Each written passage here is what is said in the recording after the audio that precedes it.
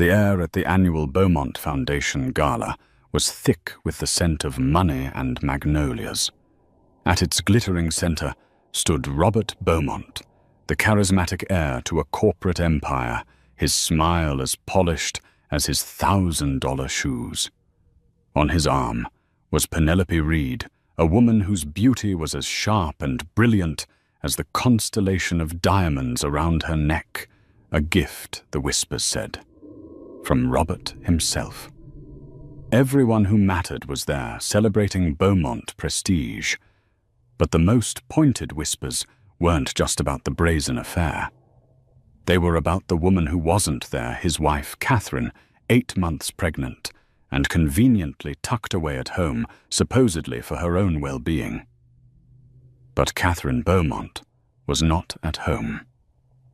She was several thousand feet in the air, about to make an entrance that would not just steal the show, but burn the entire stage to the ground. The Beaumont penthouse was less a home and more a museum of modern minimalism, spanning the top 2 floors of a skyscraper that scraped the clouds over the city. Its floor-to-ceiling windows offered a panoramic view of a world that seemed to belong to them. For Catherine Beaumont, however, the view had begun to feel like the decorated walls of a very expensive prison. Her marriage to Robert had in the beginning been a whirlwind of passion and promise. He was the dynamic, ambitious successor to Beaumont Industries, a global logistics conglomerate. She was a brilliant but unassuming software architect, with a quiet fortune from a patent she'd sold in her early 20s, a fact she'd downplayed, preferring to be seen for her mind rather than her bank account. Robert had been charmed by her intellect, a refreshing change, he'd said, from the vapid socialites he usually encountered. For the first 2 years, it was idyllic. He championed her intelligence, she grounded his ambition. They were the city's power couple, a perfect blend of old money and new brilliance. But somewhere in the 3rd year, the foundation began to crack. Robert's business trips grew longer, his explanations vaguer. The passion that had once defined their nights was replaced by the cool, sterile silk of their bed sheets and the soft glow of his phone, which he now guarded like a state secret. When Catherine discovered she was pregnant, she had hoped it would be the tether that would pull him back to her, back to them. For a few weeks it worked. He was attentive, rubbing her tired feet, bringing her cravings at midnight, speaking in hushed, excited tones about their future son. But the glow faded as quickly as it had appeared. The late nights at the office returned, followed by weekends away for urgent board meetings in cities that were always sunny and exclusive. Catherine wasn't naive. She was an analyst by nature, a woman who saw patterns in code and in life. The pattern of Robert's behavior was a simple, brutal algorithm of deceit, the scent of an unfamiliar, expensive perfume clinging to his suit jacket. The credit card statements with charges from jewelry stores she'd never entered and restaurants she'd never been to. The way his eyes would glaze over when she spoke of baby names, his mind clearly miles away. She felt the cold dread of truth coiling in her gut, but the hope of a mother-to-be was a stubborn thing. She wanted to be wrong. For the sake of the child kicking gently beneath her heart, she prayed she was just an insecure, hormonal pregnant woman. This evening was a prime example. The Beaumont Foundation Gala was the social event of the year, a night Robert had always insisted she be by his side for the perfect hostess and brilliant wife. This year, however, he had been firm. "You need to rest, darling," he had said that morning, his voice a practiced symphony of concern. He'd smoothed a hand over her swollen belly, his touch feeling more like a gesture for an audience than a moment of genuine affection. "All that noise, the stress, it's not good for the baby. Everyone will understand." She knew the real reason. He didn't want the visual of his heavily pregnant wife standing next to him. It was an inconvenient truth, a symbol of a domesticity he was actively escaping. He wanted to be seen as he saw himself, a vital, powerful man, untethered and desired. A pregnant wife didn't fit that narrative. "Of course, Robert," she had replied, her voice even. "You're right. The baby and I will have a quiet night in." He kissed her forehead, a perfunctory gesture, and left his expensive cologne lingering in the air like a taunt. She watched from the window as his sleek black car pulled away from the curb, a chariot taking him to another life. Another woman. The silence of the penthouse descended upon her. It was a heavy, suffocating silence, broken only by the distant hum of the city and the frantic beating of her own heart. She walked through the cavernous rooms, her hand resting on her stomach. This child, her son, deserved more than a father who was a part-time ghost, a man living a lie. And she deserved more than to be the quiet, understanding wife slowly being erased from her own life. She stopped in front of a large, abstract painting in the hallway. To anyone else, it was just art. To her, it was a safe. With a soft touch on a specific point of the frame, a nearly invisible panel slid open, revealing a high-tech biometric scanner. She pressed her thumb against it. It glowed green, and a section of the wall beside it recessed and slid open, revealing not a vault of jewels, but a hidden office. This was her real world. Sleek, dark wood, a bank of monitors displaying complex market data, and encrypted communications, and a single elegant desk. This was the command center for C.D. Holdings, the private equity firm she had built in secret with the proceeds from her patent sale. While Robert was busy managing the old world empire he had inherited, Catherine had been quietly conquering the new world of tech and biotech, multiplying her initial fortune into an empire that, unbeknownst to him, could swallow Beaumont Industries whole. She had kept it a secret initially out of a desire for privacy and later out of a gut-wrenching premonition. She saw the way Robert's ego consumed everything around him. He couldn't bear to be outshone. If he knew the true scale of her wealth and influence, he would have tried to control it, to absorb it into his own narrative. Her silence had become her shield. Now she realized it was about to become her sword. She sat down, her body heavy with her pregnancy, but her mind sharp and clear. The algorithm of his deceit needed to be fully exposed. The time for quiet hope was over. It was time for data, for facts, for a plan. Her fingers, usually gliding over code, now moved to a different keyboard. She wasn't just a wife anymore. She was the CEO of her own life, and a hostile takeover was in order. She typed a name into a secure search field, a name she had overheard him whisper on the phone one night when he thought she was asleep. Penelope Reed. The search results painted a quick, clear picture, a socialite, a model, a woman known for gracing the arms of powerful men. Her social media was a curated gallery of luxury yachts, exclusive resorts, and designer clothes. Catherine's jaw tightened. It wasn't just an affair. It was a public statement. Robert wasn't just cheating. He was replacing her with a newer, shinier model in the most cliché way imaginable. The pain was a sharp physical blow, but beneath it, something else was hardening resolve. She pulled up the guest list for tonight's gala. There she was, Penelope Reed, seated at Robert's table. Table 1. The seat of honor. The seat that should have been hers. He hadn't just asked her to stay home for her health. He had exiled her so he could crown his queen for the night. The disrespect was so profound, so utterly arrogant, it stole her breath. She leaned back, a slow, cold fury washing over her. Robert had made a critical error. He had mistaken her quietness for weakness. He saw her as a domestic dependent creature, a fragile vessel for his heir. He had forgotten the woman he married, the analyst, the strategist, the builder of empires.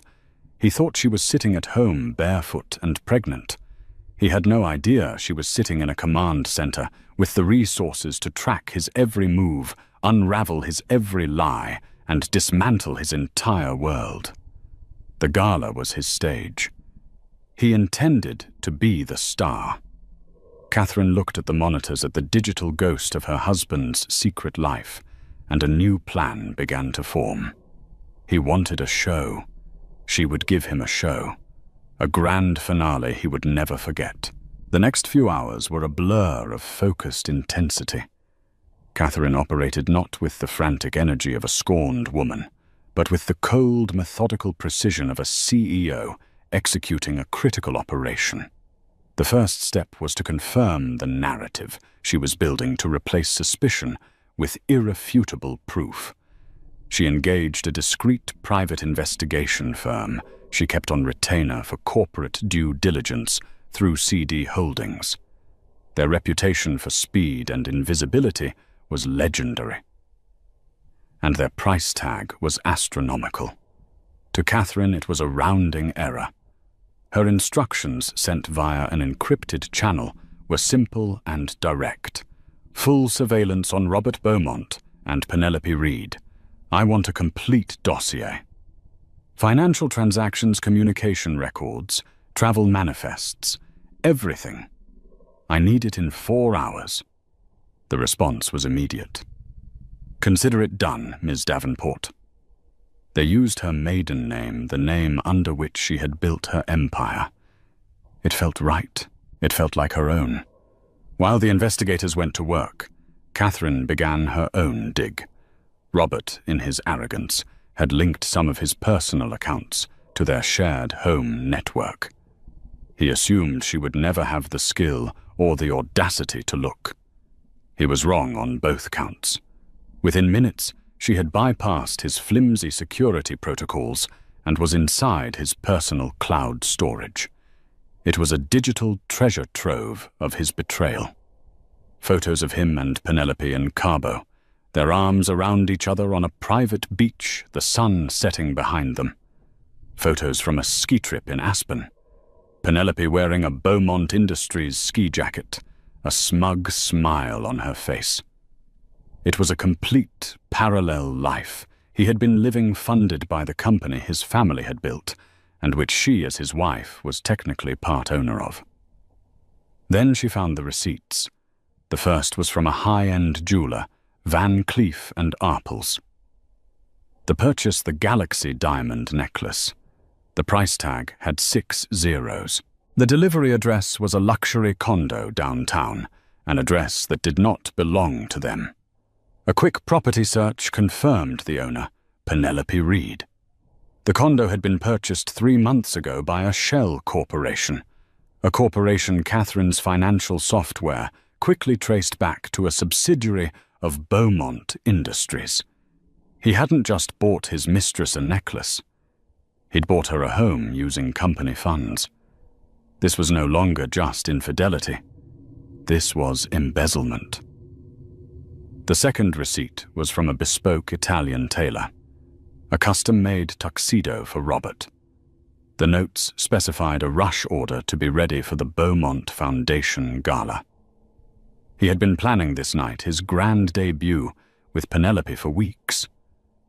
The thought that he had been meticulously crafting his betrayal while simultaneously feigning concern for her and their unborn child sent a wave of nausea through her. She pushed the sickness down, replacing it with icy determination. Emotion was a liability. Data was power. The dossier from the investigation firm arrived precisely on time. It was even more damning than she could have imagined. It contained flight manifests showing Robert and Penelope had traveled together on the Beaumont corporate jet more than a dozen times in the last 6 months. Hotel folios billed to a corporate expense account. Encrypted text messages, which the firm's expert hackers had decrypted, laid their entire affair bare. The messages were a nauseating mix of lust and condescension. Robert. Can't wait to have you on my arm tonight. The whole city will see you for who you are. The future Mrs. Beaumont. Penelope. And what about the current one? Is she safely locked away in her tower? Robert. Don't worry about Catherine. She's content playing house. She has no idea how the real world works. She'll be fine. A generous settlement will keep her comfortable. A generous settlement. The words echoed in her mind. He was already planning her dismissal, her quiet removal from the life she had helped him build. He spoke of her as if she were a piece of furniture, an outdated model to be stored away. He truly had no idea who he was married to. The sheer depth of his underestimation was, in a strange way, a gift. It was the vulnerability she was about to exploit. The final piece of the dossier was the most critical. It was a summary of Robert's recent financial activities within Beaumont Industries. Her investigators, cross-referencing with their own financial intelligence, had uncovered a pattern of highly leveraged, risky investments and the shuffling of funds into offshore accounts. He was bleeding the company dry to fund his lavish lifestyle and prop up his image. The Beaumont empire wasn't as stable as it appeared.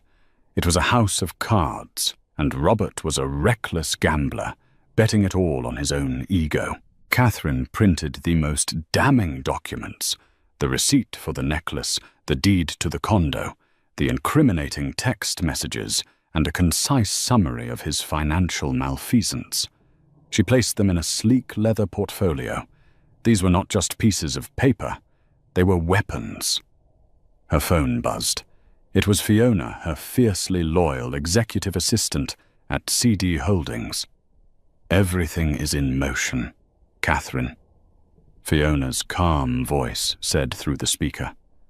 The flight crew is on standby. The ground team at the gala venue is in place. Your wardrobe and security detail are en route to you now. Thank you, Fiona. You're a lifesaver. He's not going to know what hit him, Fiona said, a rare hint of relish in her voice. She was one of the few people who knew about Catherine's marriage and had watched with quiet disapproval as Robert's public persona grew more arrogant. He thinks he's the king of the world tonight, Catherine said, looking out the window at the glittering city. He's about to find out his kingdom is smaller than he thinks, much, much smaller. As if on cue, a team arrived. A stylist she trusted implicitly, a makeup artist, and 2 members of her personal security team, ex-special forces, discreet and formidable.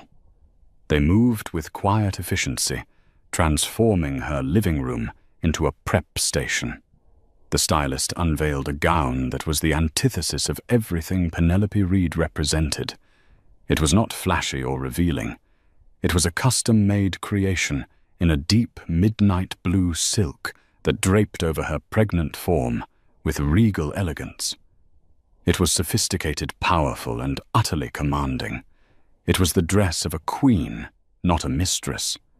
She wore no necklace, leaving her décolletage bare. Her only jewelry was her original engagement ring and wedding band, symbols of vows that had been broken, and a pair of simple, elegant diamond stud earrings. Her statement piece would not be something she wore. It would be how she arrived. As the makeup artist worked, Catherine reviewed the final part of her plan. It was a list of names. The key members of the Beaumont Industries Board of Directors, major investors, and the city's most influential media figures. All of them were at the gala tonight. Her audience. The time for hiding was over. The time for quiet suffering was over. Robert had built his identity on the Beaumont name, on the illusion of power and success. She was about to introduce him to a new kind of power, real self-made and utterly unassailable. He had written her out of his story for the evening. She was about to write herself into his as the final devastating chapter. To understand the sheer magnitude of the tidal wave that was about to hit Robert Beaumont, one had to understand the secret life of Catherine Davenport. It was a life lived in parallel, a silent, growing force hidden behind the facade of a supportive, unassuming wife. It began 10 years ago, in a cramped dorm room, surrounded by empty coffee cups and textbooks on algorithmic theory. Catherine, then a prodigious university student, wasn't just studying code. She was reinventing it. She developed a groundbreaking predictive analytics engine, an algorithm so sophisticated it could forecast market fluctuations with an astonishing 94% accuracy. She called it Cassandra. She knew what she had. Instead of selling it to a tech giant, where it would be absorbed and rebranded, she patented it and licensed its use through a carefully structured deal. The deal was complex, ensuring her a small percentage of every transaction that utilized her code. It was a quiet, passive stream of income. But the world of high-frequency trading was anything but quiet. Within 2 years, that small stream had become a raging river of capital. While her friends were celebrating their first entry-level jobs, Catherine, at 23, was a multimillionaire. But she lived like a student. She drove a modest car, lived in a simple apartment, and continued her studies. Wealth to her was not a means for extravagance. It was a tool for creation. This was when she founded CD Holdings. CD for Catherine Davenport. It was her ghost company, an entity with no public face registered through a series of international holding structures that made its true ownership nearly untraceable to a casual observer. Her first move was not to buy a yacht or a mansion, but to hire a team of the smartest, hungriest financial analysts, lawyers, and strategists she could find. She paid them obscenely well and demanded absolute loyalty and discretion. Her philosophy was simple: invest in the future, not in fads. While other firms were chasing fleeting trends, CD Holdings was pouring capital into fledgling biotech firms on the verge of curing rare diseases into renewable energy technologies that were still 10 years from being commercially viable, and into AI-driven logistics platforms that would one day make traditional shipping methods obsolete. It was during this time that she met Robert Beaumont. He was captivated by her sharp mind, but he saw it as a charming accessory, not a weapon. He heard she'd done well with a small tech patent, and he mentally filed it away as a cute success story, a pittance compared to the generational wealth of the Beaumont empire. He had no concept of the scale she operated on. When they married, she didn't merge her life with his. She simply built a firewall between her two worlds. The penthouse she shared with Robert was a stage set. Her real office, the hidden nerve center behind the painting, was where she truly lived her professional life. In the early mornings before Robert woke, she would be in there conducting video calls with her teams in Zurich and Hong Kong. Late at night, after he fell asleep, she'd be analyzing quarterly reports from a gene sequencing startup her firm had backed. Her company, CD Holdings, had grown into a behemoth. It had a controlling interest in over 30 companies across 3 continents. Its private valuation was a carefully guarded secret, but the analysts who worked for her knew the truth. CD Holdings was worth conservatively 3 times the total value of Beaumont Industries. Catherine wielded her power with a surgeon's precision. She never sought the spotlight. There were no magazine profiles, no public announcements. Her influence was felt in boardrooms, in sudden stock shifts, in the surprise acquisition of a rival company. In the world of high finance, CD Holdings was spoken of, in hushed, mythical tones, a ghost fund, with an uncanny ability to see the future. No one knew it was run by a woman the world saw only as Robert Beaumont's quiet, intelligent wife.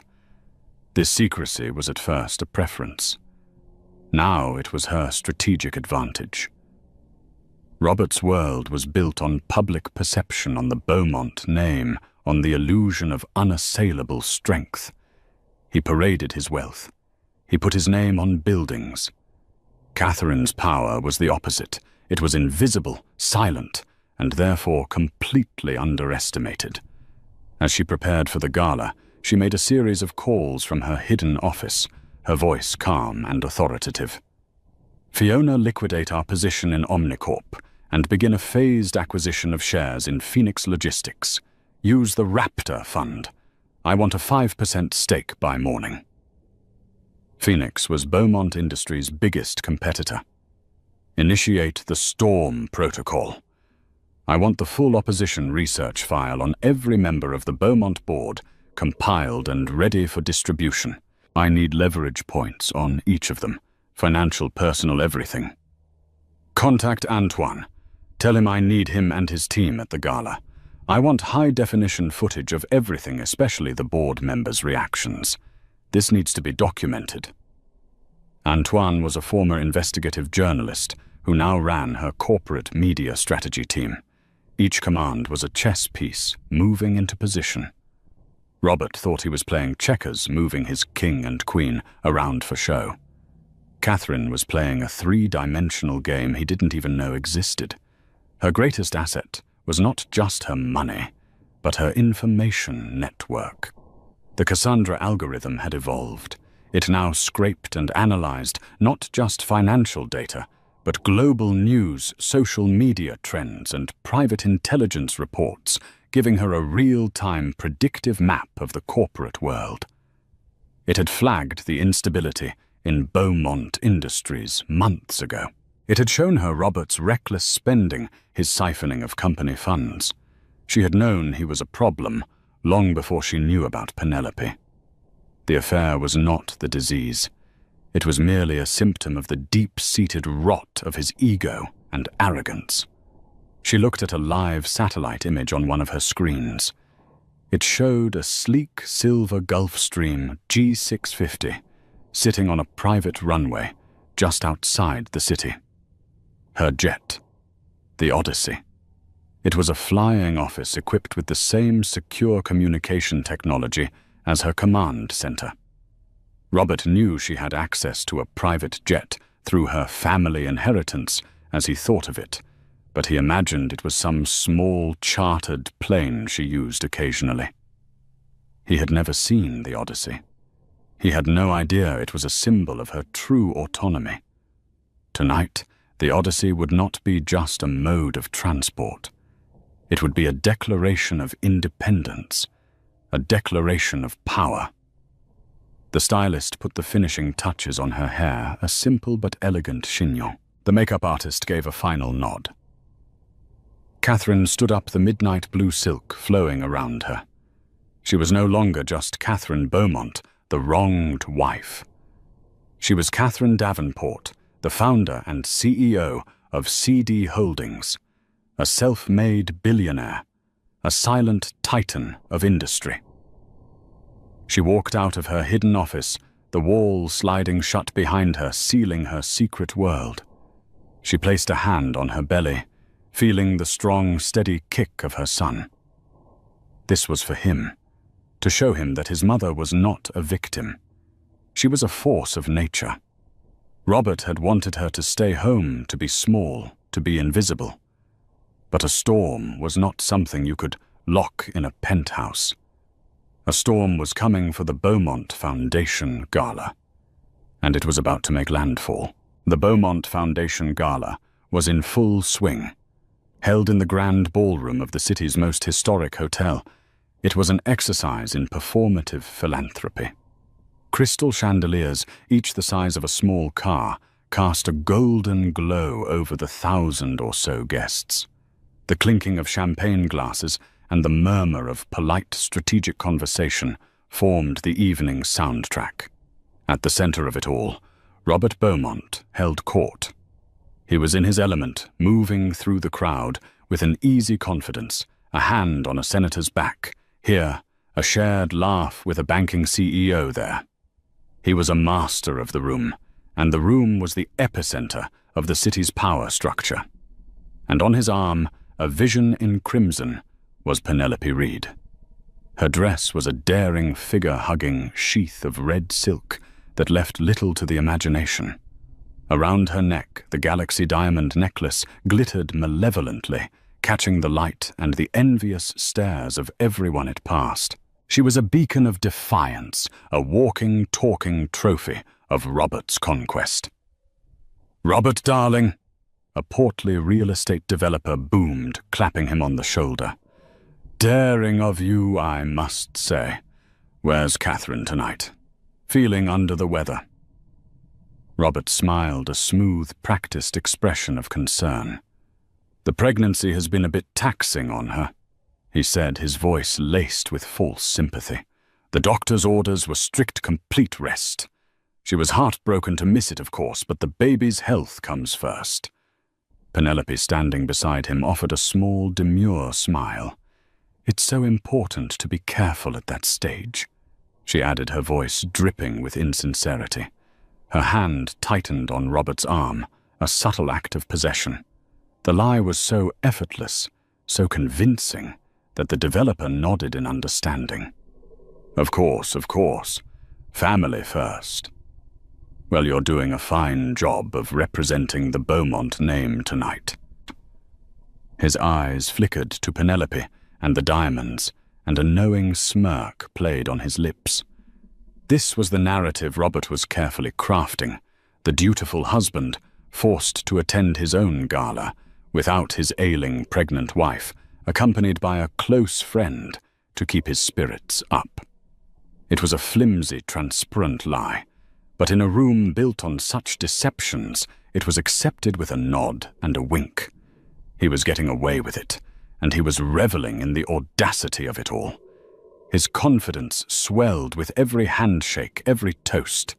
He felt invincible. Catherine was at home, isolated in their glass tower, probably watching some mindless television show, blissfully unaware. He had successfully managed his two worlds, keeping them perfectly separate. Tonight was a celebration of that success.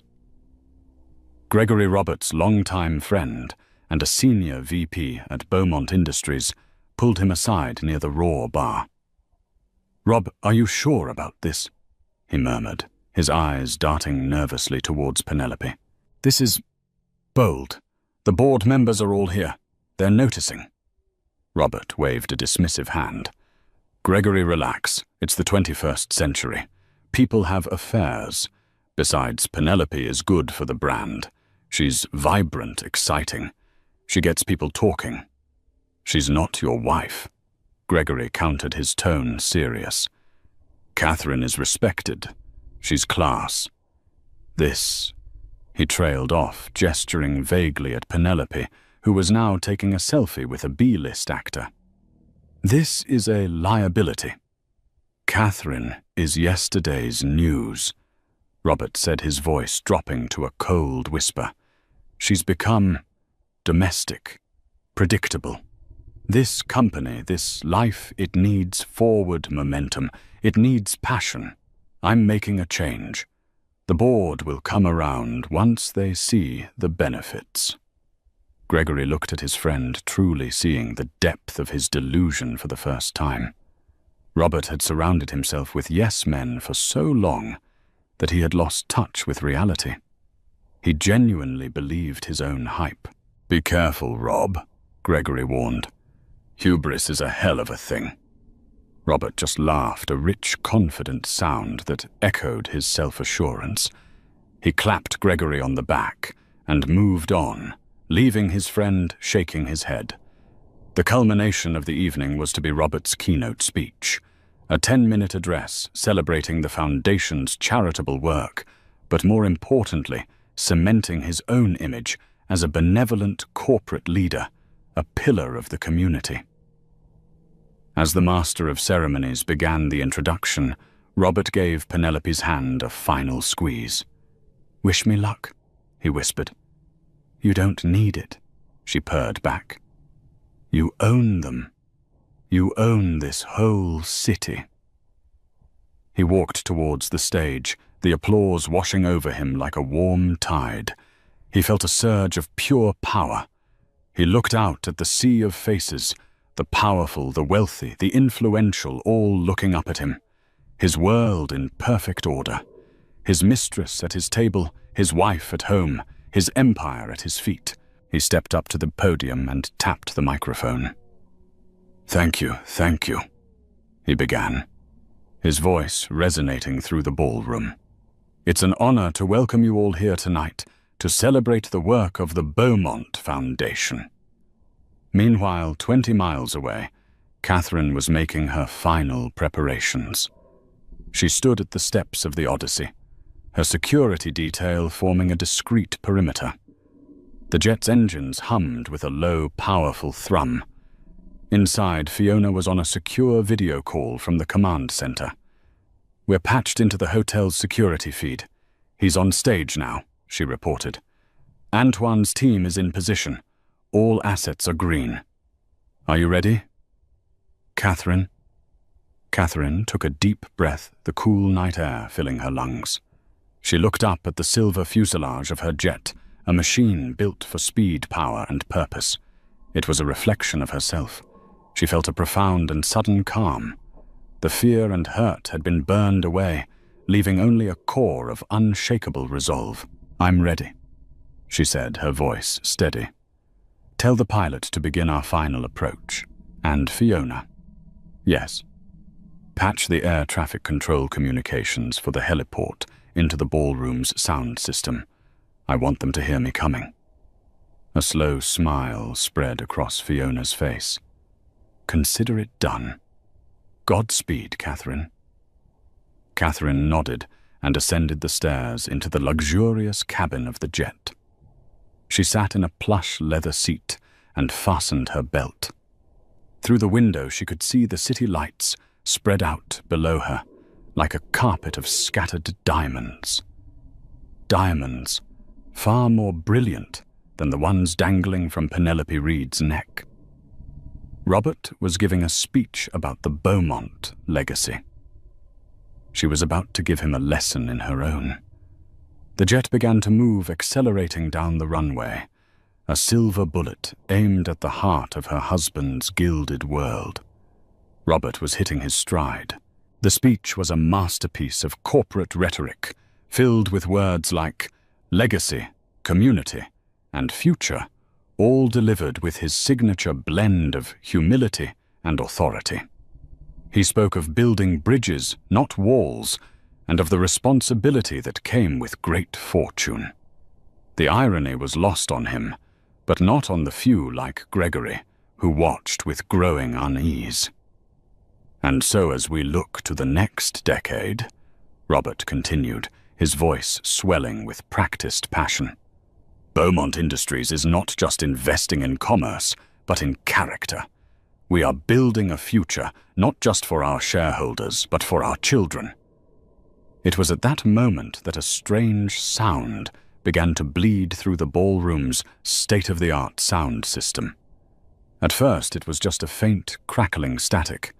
A sound technician at the back of the room frowned, tapping his console. Then a voice, crisp and professional, cut through the static, overriding Robert's speech. "To Odyssey, you are cleared for final approach to the Grand Hotel heliport. Wind is calm. You are clear to land." A confused murmur rippled through the audience. Heads turned. Robert paused, his brow furrowing in annoyance. He shot a glare at the sound booth.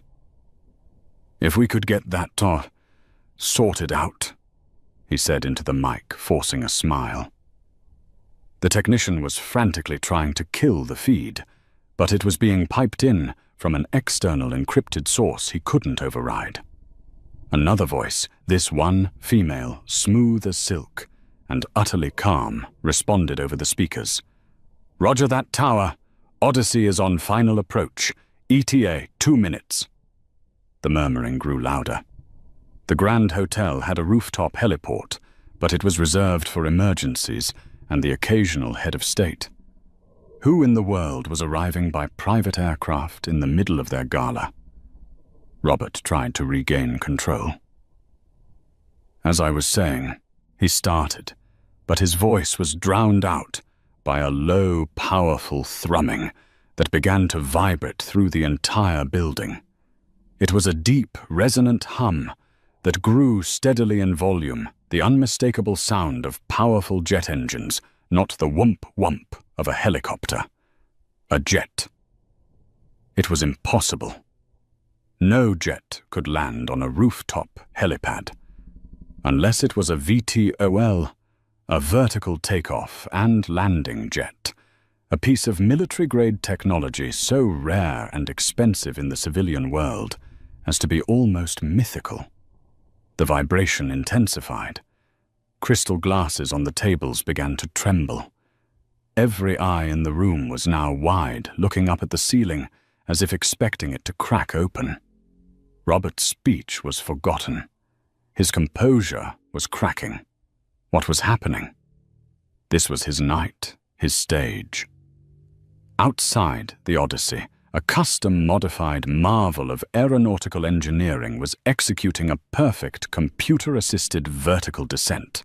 Its powerful engines pivoted, directing their thrust downwards, holding the sleek silver jet in a perfect controlled hover before it settled onto the reinforced helipad with a gentle sigh of hydraulics.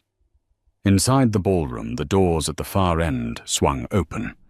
2 men in sharp dark suits, Catherine's security detail, entered and took up positions, their presence professional and intimidating. The crowd fell into a stunned silence, and then she appeared. Catherine Beaumont walked into the ballroom as if she owned it.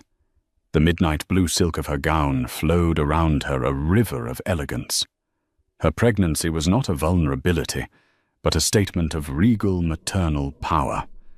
Her face was serene, her eyes clear and focused. She projected an aura of such absolute, unshakable authority that the air in the room seemed to crackle around her. She didn't look at the crowd.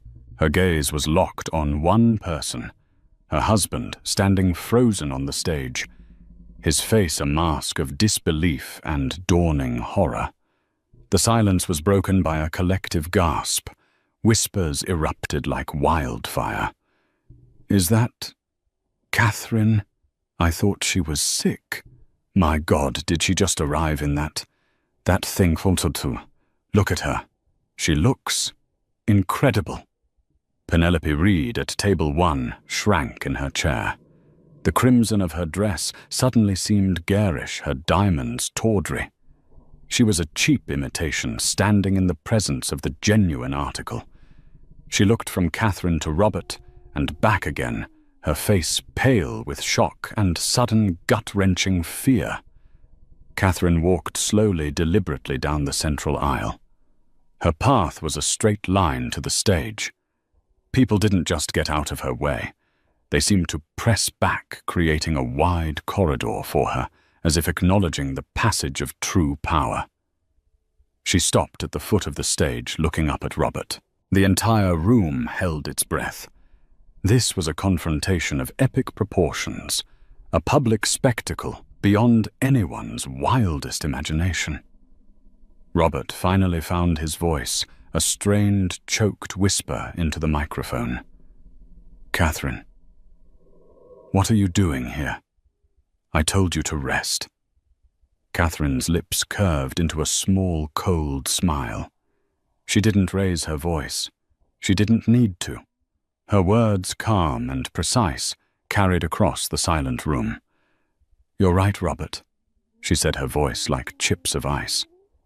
"You did tell me to rest. You also told me you were going to a board meeting in Geneva last month. But your corporate jet's flight plan, which I have a copy of, says you were in a private villa in Lake Como." She paused, letting the words land. "With her." She didn't even glance at Penelope, denying her the dignity of a direct acknowledgement. The implication was clear. Penelope wasn't a rival. She was a footnote, an insignificant detail in a much larger betrayal. Robert's face went white. He was speechless. Catherine's gaze swept over the audience, meeting the eyes of the board members, the investors, the media. "My husband speaks tonight of legacy and character." She continued, her voice gaining strength. "So let's talk about character. Let's talk about the character of a man who uses Beaumont Industries as his personal piggy bank to buy his mistress's $1 million necklaces." She held up her hand, and on a massive screen behind the stage, which was supposed to be displaying the Beaumont Foundation logo, an image suddenly appeared. It was a crystal-clear copy of the receipt for the Galaxy necklace. A wave of shocked murmurs swept the room. Or the character of a man who buys them luxury condos with company funds funneled through offshore shell corporations. The image on the screen changed to the deed of Penelope's condo, with the shell corporation's name circled in red. Robert stumbled back from the podium, his hand clutching his chest as if he'd been physically struck. "Catherine, stop. This is not the time or the place." "This is the perfect time and place," she retorted, her voice ringing with authority. "This is your stage, Robert. You invited all these people here to witness your success, so let them witness all of it." She took a step closer to the stage, her presence commanding and absolute. "You see, you all think of me as Catherine Beaumont, the wife. You've made the same mistake my husband made. You've underestimated me." She looked directly at Harold Lancaster, the most senior member of the Beaumont board. "Mr. Lancaster, you're concerned about the company's Q3 performance drop. I can tell you why it dropped. It dropped because our CEO has been leveraging company assets to cover massive losses from his personal high-risk commodities trading, while simultaneously embezzling funds to the tune of $50 million over the last year to support a lifestyle he can't actually afford."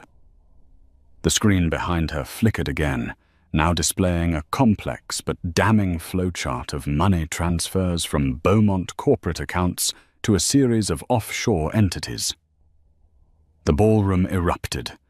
The illusion of Beaumont power and prestige had not just been cracked, it had been atomized in a matter of minutes. Catherine let the chaos swell for a moment before she delivered the final devastating blow. "My name," she announced, her voice cutting through the noise, "is Catherine Davenport, and CD Holdings, the private equity firm that just this morning became the majority shareholder in your chief competitor, Phoenix Logistics, is my company." Checkmate. The sound in the room died instantly. All that was left was the ringing silence of total world-shattering shock. Robert Beaumont stared at his pregnant wife. This woman. He thought he knew this quiet domestic creature he had so carelessly discarded. He wasn't looking at his wife.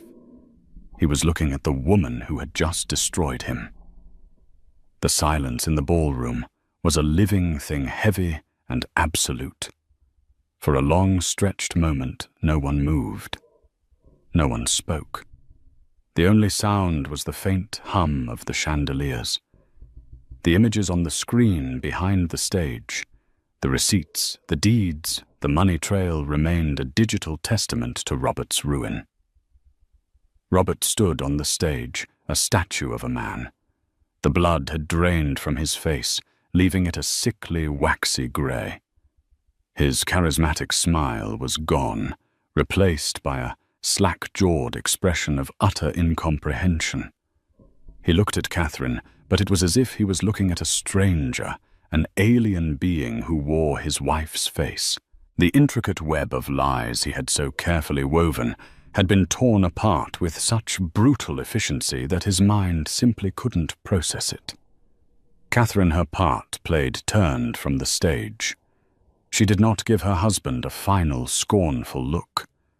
She gave him nothing. Her dismissal of him was total. She turned her attention to the board members of Beaumont Industries, who were huddled together at their table, their faces a mixture of fury, panic, and dawning realization. She walked towards them, and they watched her approach as if she were a predator. "Mr. Lancaster," she said, her voice low and even, addressing the chairman. "I trust you and the rest of the board will be calling an emergency meeting first thing in the morning. You have a CEO to remove and a criminal investigation to cooperate with." She placed the leather portfolio she had carried in on their table. "This contains everything my investigators found. I suggest you give it to the SEC before they come asking for it." Lancaster, a man in his 70s who had seen decades of corporate warfare, could only nod, his face ashen. He had been played, they had all been played by Robert's charm, and now they were facing the abyss. Catherine's gaze then fell upon Penelope Reed. The mistress was a broken figure, her bravado shattered. The diamonds around her neck, once a symbol of triumph, now felt like a slave's collar. She was trying to make herself invisible, but Catherine paused by her table. She still did not look directly at Penelope. Instead, she spoke to the air just above her head. "Those jewels and the apartment they were delivered to are assets of the Beaumont Corporation, purchased with stolen funds. Their legal team will be in touch to arrange for their recovery." She let that sink in. "I'd advise you to hire a good lawyer.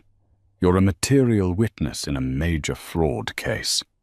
With that, Catherine turned and walked back down the aisle, her posture erect, her pace unhurried. The crowd parted for her, once again. Their shock now mingled with a palpable sense of awe and fear. She was a force of nature that had just swept through their gilded world and rearranged it forever. As she reached the doors, the spell broke. The ballroom exploded into a pandemonium of frantic, panicked chatter. Media figures were already on their phones, dictating the story of a lifetime to their news desks. Investors were scrambling, trying to understand the implications of what they had just witnessed. Beaumont Industries stock would plummet the second the market opened. Lawsuits would fly. Reputations were being incinerated in real time. On the stage, Robert finally collapsed. Not in a faint, but he simply folded, sinking to his knees, his hands covering his face. The public humiliation was absolute.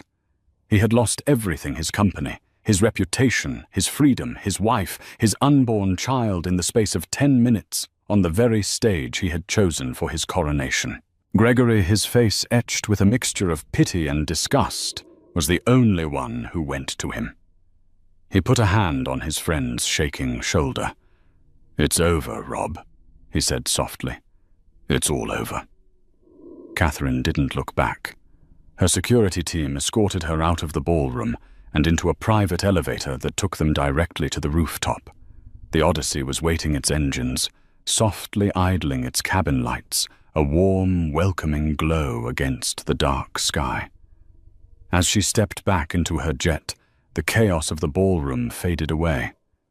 The door hissed shut, encasing her in a cocoon of quiet and control. She sank into the soft leather seat, and for the first time that night, she allowed herself to feel. It wasn't triumph she felt, not in the way she had expected. There was no joy in Robert's destruction, only a profound and weary sadness. Sadness for the man he could have been, for the marriage they could have had. But woven through the sadness was a thread of steel, the fierce, liberating clarity of her own strength. She had not acted out of revenge. She had acted out of necessity. To protect herself, to protect her company, and most of all to protect the future of the child growing inside her. She had severed the diseased limb to save the body. The jet lifted off the roof, rising smoothly into the night sky. Below her, the Grand Hotel was a hive of activity, flashing lights from news vans and police cars beginning to arrive. She was leaving that world behind, a world of lies and performance and fragile egos. She keyed in a command on the console beside her chair, and a video screen lit up. It was Fiona back at the command center. "It's done," Catherine said, her voice tired but firm. Fiona's face was filled with admiration. "The news is already breaking. Beaumont, CEO, accused of massive fraud by heiress wife in gala showdown.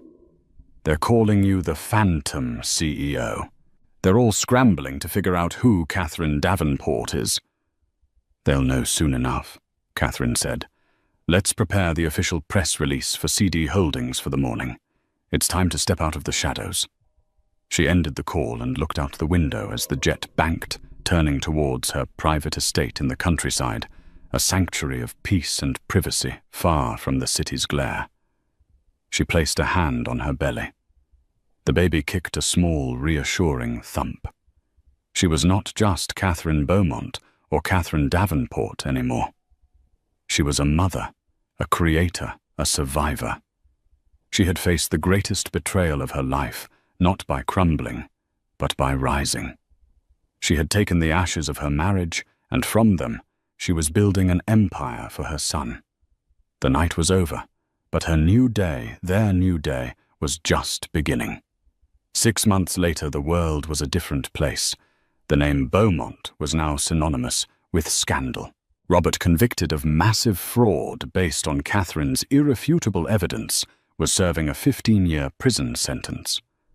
His empire, Beaumont Industries, had crumbled into bankruptcy, its most valuable assets absorbed by Phoenix Logistics, a company now wholly owned by Catherine.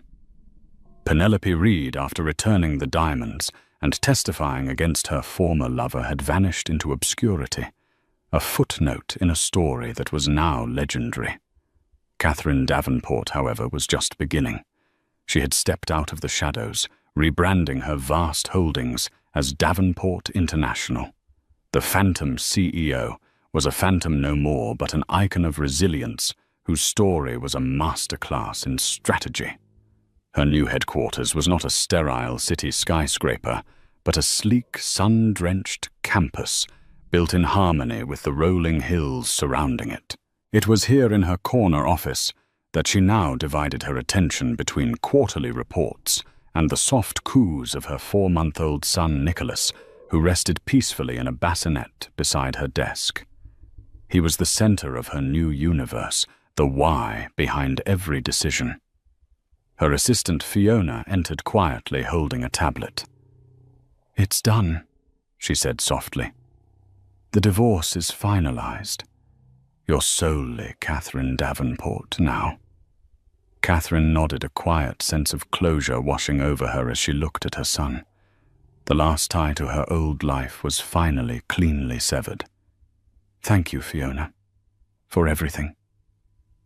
After Fiona left, Catherine lifted Nicholas into her arms, his small head resting against her shoulder. She walked to the large window overlooking the campus, where her employees, the world's brightest minds in tech and biotech, collaborated below. This was the empire she had built, one of integrity and innovation, not of ego and greed. For a moment she thought of Robert, not with anger, but with a distant pity for a man who measured his worth by what he could possess. He never understood that true power lay not in what you owned, but in what you could create. He had wanted to conquer a world she was now quietly helping to build. Nicholas gurgled, his tiny hand wrapping securely around her finger. Catherine looked down at him, her heart filled with a fierce, protective love. He would grow up knowing his mother's strength, and that his name, Davenport, stood for resilience. The storm had passed, clearing the ground for something better to grow. Holding her son, Catherine looked out at the horizon, not at the ashes of the past, but toward the bright, limitless promise of their future. Catherine's story is a powerful reminder that the deepest betrayals can sometimes become the catalyst for our greatest transformations. It's a testament to the fact that true strength isn't about the absence of pain, but about how we rise from it. She was underestimated, dismissed, and cast aside, but she never lost sight of her own worth. Instead of allowing herself to be a victim in someone else's drama, she became the master of her own destiny, reminding us all that the most formidable power is the power you build for yourself in silence, with intelligence and unbreakable will. If Catherine's story of strength and rebirth resonated with you, and if you believe in the power of turning adversity into triumph, please show your support. Hit that like button to let us know you enjoyed it. Share this video with someone who might need to hear a story of resilience, and most importantly, subscribe to the channel for more drama stories that will keep you on the edge of your seat. Your support allows us to keep bringing these narratives to life. Thank you for listening, and we'll see you in the next story.